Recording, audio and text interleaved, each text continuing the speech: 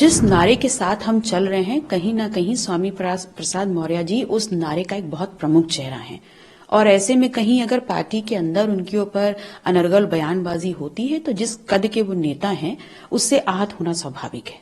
और उनका जो डिसीजन है वो इसी के परिणाम स्वरूप है। हम जब गठबंधन में आए तब भी ये निर्णय हमारे बड़े भाई अखिलेश भैया ने ही लिया था और आगे भी हम गठबंधन का हिस्सा रहेंगे या नहीं रहेंगे ये निर्णय भी वही लेंगे। एक बार जो मैं कमिटमेंट कर देती हूँ मैं उससे पीछे नहीं हटती। अगर हम पीडीए के नारे को जमीन पे साकार रूप में नहीं उतारेंगे तो हमारा 2024 क्या बल्कि उससे आगे का भविष्य भी बिगड़ सकता है। कोई ऐसी महत्वाकांक्षा नहीं थी कि आप या कृष्ण पटेल जी या किसी ऐसे, ये आपकी चाह शायद नहीं थी? नहीं, बिल्कुल नहीं थी ऐसी कोई चाह मेरी।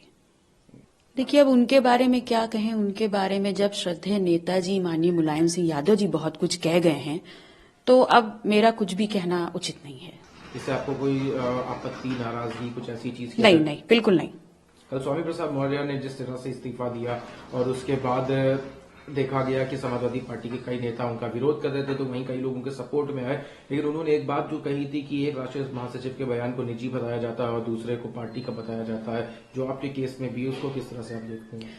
देखिए, मैंने पहले भी कहा और मैं पुनः कह रही हूं कि स्वामी प्रसाद मौर्य जी बहुत कद्दावर नेता हैं। एक लंबी जर्नी रही है उनकी सामाजिक न्याय को लेकर के, और जिस नारे के साथ हम चल रहे हैं कहीं ना कहीं स्वामी प्रसाद मौर्य जी उस नारे का एक बहुत प्रमुख चेहरा है। और ऐसे में कहीं अगर पार्टी के अंदर उनके ऊपर अनर्गल बयानबाजी होती है तो जिस कद के वो नेता हैं उससे आहत होना स्वाभाविक है। और उनका जो डिसीजन है वो इसी के परिणाम स्वरूप है। आने वाले समय में आप या स्वामी प्रसाद मौर्य क्या पार्टी से अलग होने का सोच रहे हैं? देखिए, पहले हम जब गठबंधन में आए तब भी ये निर्णय हमारे बड़े भाई अखिलेश भैया ने ही लिया था और आगे भी हम गठबंधन का हिस्सा रहेंगे या नहीं रहेंगे ये निर्णय भी वही लेंगे। आपकी तरफ से अभी और कोई चीज कहना कि जैसे पीडीए या उन्होंने जो अपने आप को कहा कि एमएलसी, तो उसके बाद आप वोट अब करेंगी कि नहीं करेंगी?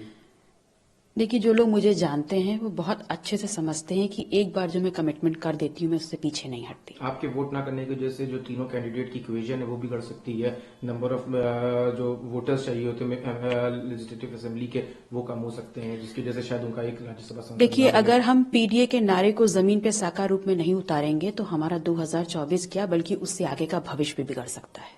तो ये बहुत अहम है।